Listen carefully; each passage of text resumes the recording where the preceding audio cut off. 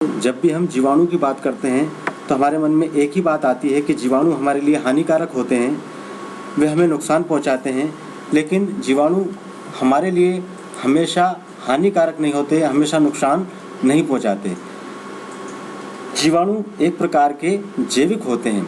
तो आइए हम देखते हैं इन जीवाणुओं के बुरे प्रभाव या बैड इफ़ेक्ट्स। बैड इफ़ेक्ट्स में जीवाणु जो हैं बहुत सारी बीमारियां फैलाने का कार्य करते हैं, बहुत सारे रोग उत्पन्न करते हैं। इनमें से एक रोग है ट्यूबरक्लोसिस, जिसे टीबी या तपेदिक के नाम से भी जाना जाता है। इसी प्रकार का एक और रोग है लाइमी रोग या लाइमी डिसीज़। यह भी एक प्रकार का जीवाणु जनित रोग है। इस प्रकार से जो रोग जीवाणुओं के द्वारा उत्पन्न होते हैं उन रोगों को जीवाणु जनित रोग कहा जाता है, या हम इनको बैक्टीरियल डिजीजेस भी कह सकते हैं।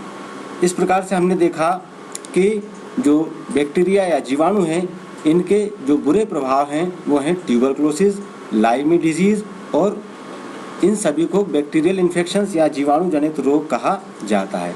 अब इन सभी जीवाणु जनित रोगों को समाप्त करने के लिए एंटीबैक्टीरियल्स यानी कि प्रतिजैविक का प्रयोग किया जाता है। ये प्रतिजैविक इन जीवाणु जनित रोगों को नष्ट कर सकते हैं, उनसे इनमें लड़ने की क्षमता होती है। इस प्रकार जब भी कोई जीवाणु जनित रोग होता है तो उसकी रोकथाम के लिए किसी एंटीबैक्टीरियल का प्रयोग किया जाता है। और अब हम देखते हैं इनके अच्छे प्रभाव। अच्छे प्रभाव में आप सभी ने दही खाया होगा बच्चों। दही कैसे बनता है?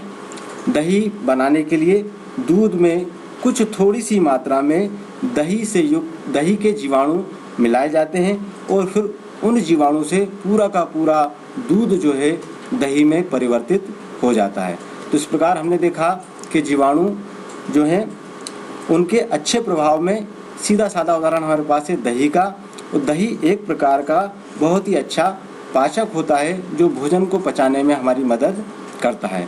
तो बच्चों, हमने आज देखा कि जीवाणु जो है हमारे लिए केवल नुकसानदायक या हानिकारक या बीमारी फैलाने वाले नहीं हैं, वे हमें बहुत सारे लाभ भी पहुंचाते हैं।